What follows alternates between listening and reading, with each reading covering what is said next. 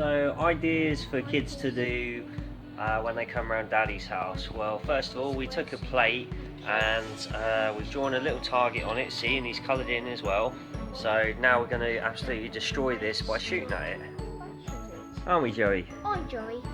See you later. Let's see how it goes.